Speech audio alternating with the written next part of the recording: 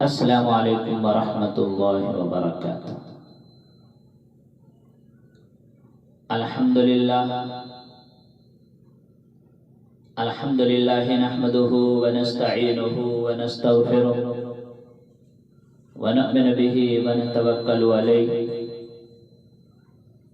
ونعوذ باللہ من شرور انفسنا ومن سیئات اعمالنا من يهده الله فلا مضل له ومن يضلل فلا هادي له ونشهد أن لا إله إلا الله وحده لا شريك له ونشهد أن سيدنا وحبيبنا ومولانا محمد عبده ورسوله أرسله بالحق بشيرا ونذيرا وداعيا إلى الله بإذنه وسراجا منيرا وصلى الله تعالى عليه وعلى آله وعلى أصحابه وسلم أما بعد فأعوذ بالله من الشيطان الرجيم بسم الله الرحمن الرحيم إن إبراهيم كان أمة قانتا لله حنيفا ولم يكن من المشركين شاكرا لأنعمه اجتباه وهداه إلى صراط مستقيم وقال تعالى فلما أسلما وتله للجبين وناديناه أن يا إبراهيم قد صدقت الرؤيا إنا كذلك نجزي المحسنين صدق الله العظيم۔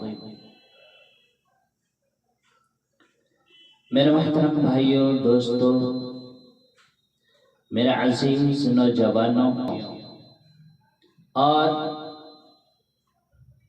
پوری دنیا کے انسانوں، اللہ کرے میرا پیغام پوری دنیا میں پہنچے، مسلم بھی سنیں نان مسلم بھی سنیں، کہ اچھی بات ہو تو لینی چاہیے، چاہے جہاں سے ملے۔ تو عید قرباں جن کو ہم کہتے ہیں وہ قریب ہے، کچھ ہی دن باقی ہیں۔ یہ ابراہیم علیہ السلام کی سنت ہے، اور میرے نبی پاک صلی اللہ علیہ وسلم نے اس کو زندہ فرمایا۔ بیچ کے زمانوں میں یہ نہیں تھی، اس کو نبی پاک صلی اللہ علیہ وسلم نے زندہ فرمایا، اور آپ اپنے عید کے موقع پر 2 جانور ذبح فرماتے تھے، ایک اپنے لیے اور ایک اپنی امت کے لیے، ایک اپنے لیے اور ایک اپنی امت کے لیے۔ سبحان اللہ۔ تو ابراہیم علیہ السلام سے یہ سلسلہ کیسے شروع ہوا؟ ابراہیم علیہ السلام کون ہے؟ ان کی ہستی کیا ہے؟ تو ابراہیم علیہ السلام وہ نبی ہیں جن پر ساری امتوں کا اتفاق ہے۔ یہودی بھی ابراہیم علیہ السلام کو کہتے ہیں ہمارے ہیں، عیسائی بھی ابراہیم علیہ السلام کو کہتے ہیں ہمارے ہیں، مسلمان بھی کہتے ہیں ابراہیم علیہ السلام کو ہمارے ہیں۔ آگے پھر یہود موسیٰ پر رک جاتے ہیں اور عیسائی کا انکار کرتے ہیں۔ عیسائی عیسیٰ پر رک جاتے ہیں اور محمد مصطفیٰ صلی اللہ علیہ وسلم کا انکار کرتے ہیں۔ ان ابراہیم لأواہ حلیم، تو ابراہیم علیہ السلام بہت مہربان، رونے دھونے والے تھے۔ اور ابراہیم کا مطلب بھی مہربان باپ۔ ابراہیم علیہ السلام کی کہانی تو بہت بڑی، بہت لمبی ہے، اسے سنانے کے نہ مجھے سکت ہے اور نہ آپ سن سکتے ہیں۔ ابراہیم علیہ السلام کو جب آگ میں ڈالا گیا اور اللہ تعالیٰ نے ان کو آگ سے صحیح سلامت باہر نکالا، تو پھر انہوں نے ہجرت فرمائی اور مصر گئے۔ مصر کا جو بادشاہ تھا وہ ہر آنے والی عورت کو زبردستی ایک رات اپنے کمرے میں رکھتا تھا۔ تو اس نے سارہ علیہ السلام کو بھی قبضہ کر کے اپنے کمرے میں رکھا۔ جو ہی ان کی طرف ہاتھ بڑھاتا اس کا ہاتھ سوکھ جاتا، پیچھے کرتا ٹھیک ہو جاتا، پھر ایسے ہاتھ بڑھاتا سوکھ جاتا، پھر پیچھے کرتا ٹھیک ہو جاتا، پھر ایسے ہاتھ بڑھاتا سوکھ جاتا، پیچھے کرتا ٹھیک ہو جاتا۔ تو اس نے کہا یہ تو کوئی اور ہی بات ہے۔ تو اس بادشاہ نے اپنی بیٹی حضرت حاجرہ ابراہیم علیہ السلام کے نکاح میں دی۔ ابراہیم علیہ السلام اس وقت 70 سے اوپر جا چکے تھے اور حضرت حاجرہ 20-22 سال کی تھی۔ تو یہ 3 افراد کا قافلہ ہجرت کر کے فلسطین پہنچے۔ ابراہیم علیہ السلام کی عمر گزر گئی، رب ہب لی من الصالحین، دعا کر رہے ہیں یا اللہ کوئی نیک بچہ دے دے، دعا کر۔ اولاد کا نیک ہونا ضروری ہے۔ ڈاکٹر بنے، انجینئر بنے، پروفیسر بنے، عالم بنے، مفتی بنے، ان میں سے کوئی چیز بنے بری نہیں ہے، لیکن اولاد کا نیک ہونا یہ ضروری ہے۔ اس کے لیے میرے بھائیو اولاد والدین کو ٹائم دینا پڑے گا، والدین کو محبت دینی پڑے گی، والدین کو پیار دینا پڑے گا، والدین کو شفقت دینی پڑے گی، ورنہ اولاد ماں باپ 2 کنارے بن جائیں گے۔ تو کچھ تقریباً 86 سال کی عمر میں اللہ تعالیٰ نے حضرت حاجرہ سے بیٹا دیا، سارہ کے بجائے حاجرہ سے بیٹا دیا۔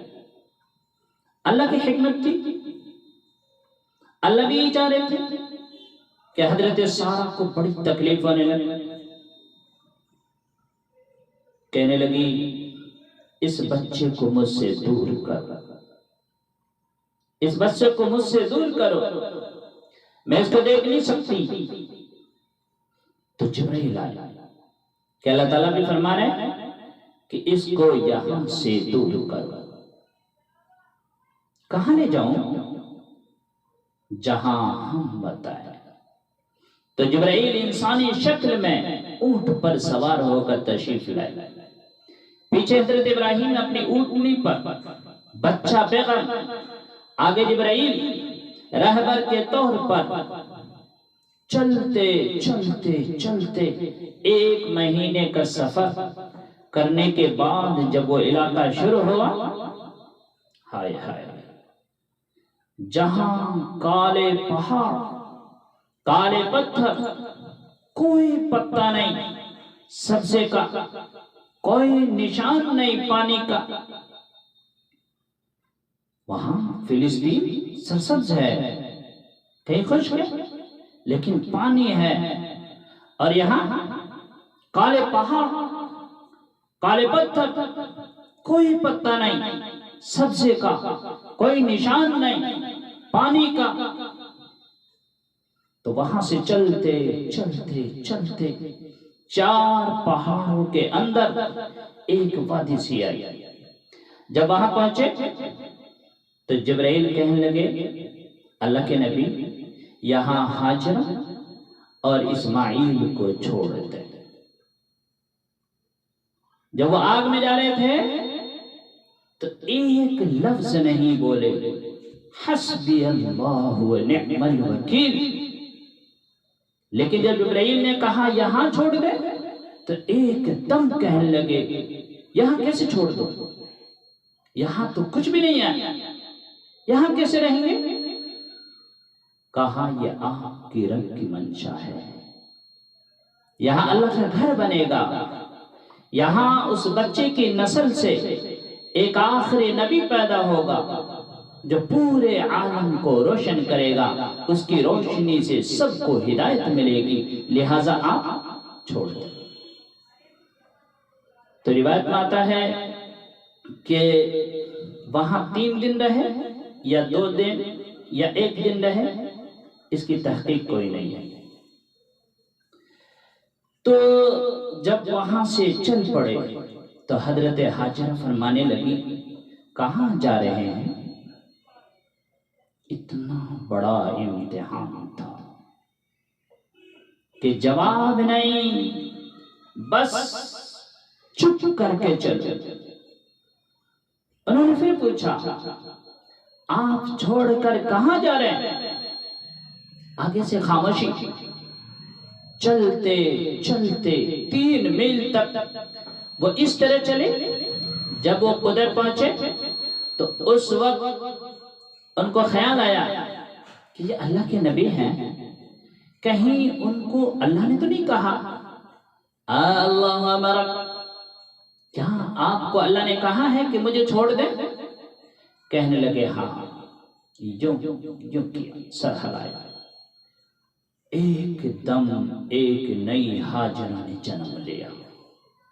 کہا جاؤ میرا اللہ مجھے ضائع نہیں کرے گا، میرا اللہ مجھے ضائع نہیں کرے گا، جائیے جائیے.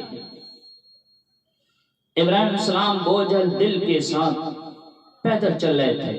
دونوں میاں بیوی اونٹنی پر سوار ہوئے اور وہ اپنے بچے کو گود میں لے کے ایسے کھڑی ان کو دیکھ رہی تھی. ہائے ہائے، یہ کوئی مہینے کے لیے نہیں جا رہے تھے، پتہ نہیں ہے کب واپس آئیں گے، رب ہی جانے. دیکھتی رہی دیکھتی رہی دیکھتی رہی. وہ پہاڑی پہ چڑھے، اونٹنی نیچے اتری، پھر انہوں نے منہ موڑا اور اس وادی کی طرف چلی. کیا وقت تھا، صبح تھی، شام تھی. جو ہی ابراہیم علیہ السلام غائب ہوئے، ایک دم آپ نے اونٹنی کا منہ موڑا اور کہا ربنا انی اسکنت من ذریتی بواد غیر ذی زرع. ہائے ہائے، ربنا لیقیموا الصلاۃ. کیا درد ہے. آپ اندازہ لگاؤ، ایک آدمی کو 86 سال کی عمر میں بیٹا ملے اور پھر اسے ایسے بیابان جنگل میں چھوڑ دیا جائے. ہائے ہائے، تو ان کے دل پہ کیا بیت رہی ہوگی. اس دعا میں وہ درد ہے جو میرے بھی آنسو نکل رہے. اے اللہ تیرے ہی کہنے پر، اے اللہ تو بڑا مہربان ہے، اس میں بھی تیری کوئی مہربانی ہوگی، تیری محبت ہوگی، تیری شفقت ہوگی. انی اسکنت من ذریتی، میں نے چھوڑ دیا ہے اپنی اولاد کو.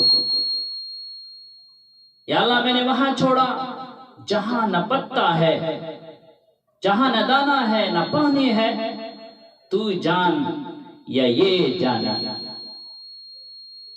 اس درد بھری دعا نے عرش کو بھی ہلا دیا، اور آپ نے منہ موڑا اور چلے گئے۔ اس باپ کو سوچو جو ہر قدم پہ اپنے معصوم بچے سے دور ہو رہا ہے۔ اس ماں کو سوچو جو ہر قدم پر اپنے خاوند سے دور ہو رہی ہے۔ ابراہیم کی منزل تو آگے گھر ہے، 2 بیویاں اور ہیں، ادھر ہائے ہائے پتھروں کے ساتھ دوستی ہے۔ میں ایک دفعہ ایسی سوچ میں بیٹھا، میں اتنا رویا، میں نے کہا وہ ہماری ماں ہاجرہ وہاں اکیلی بیٹھی ہوگی، چاروں طرف اونچے اونچے پہاڑ،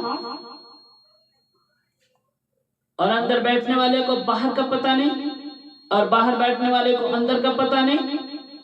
تو شام ڈھلی ہوگی، تو اندھیری رات نے کیا ظلم ڈھایا ہوگا، کالے پہاڑوں کا اندھیرا، اندھیری رات کا اندھیرا۔ تارے بھی حیران ہوں گے یہ کون بیوی بیٹھی ہوئی ہیں۔ ستارے روزانہ نکلتے ہیں، لیکن آج وہ بھی نیا تماشا دیکھ رہے ہیں کہ ایک معصوم شہزادی ایک معصوم بچے کو گود میں لے کے بیٹھی ہیں۔ کون ہے جو اسے یہاں چھوڑ گئے؟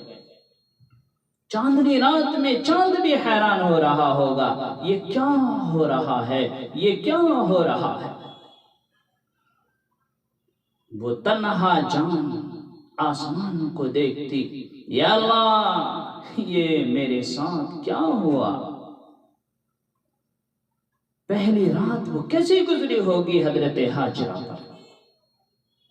جب دن چڑھا تو سورج نے دیکھ کر ان کی آنکھیں پھٹ گئی، یہ کیا ہے؟ وہ تو کسی پر رحم نہیں کرتا۔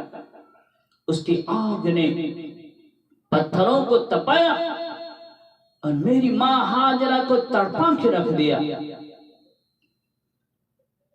ایک چھوٹا سا مشکیزہ تھا پانی کا، اسے گھونٹ گھونٹ پی کے وہاں ہائے ہائے وہ ان کے منہ میں ڈال رہی تھی۔